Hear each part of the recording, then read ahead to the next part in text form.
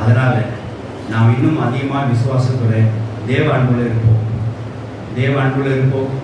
இன்னும் அன்பை அடிமை நாடுவோம், அன்பை செய்வோம், விசுவாசத்தில் நிலைத்திருப்போம், விசுவாச பரீட்சை எழுதி பொறுமையில் நிலைத்திருப்போம்.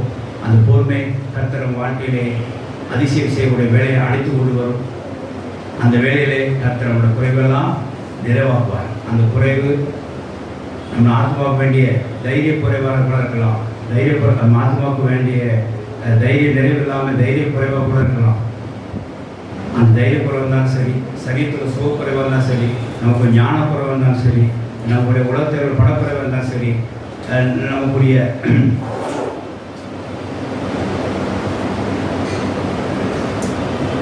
நம்பிக்கை குறைவாக இருந்தாலும் சரி, அந்த குறைவெல்லாம் கர்த்தர் செய்வார், நீக்கி போட்டு அந்த அதிசயத்தை காண்பித்து கர்த்தர் ஆசீர்வதிப்பார். ஆமென், ஹல்லேலூயா. ஆகையால் கர்த்தர் நம் மத்தியிலே நாங்கள் வெளிப்பட்ட காரியம், நம் வாழ்க்கையில் என்னென்ன குறைவு இருக்கோ நிறைவாக்க முடிய வெளிப்பட்டிருக்கிறார்.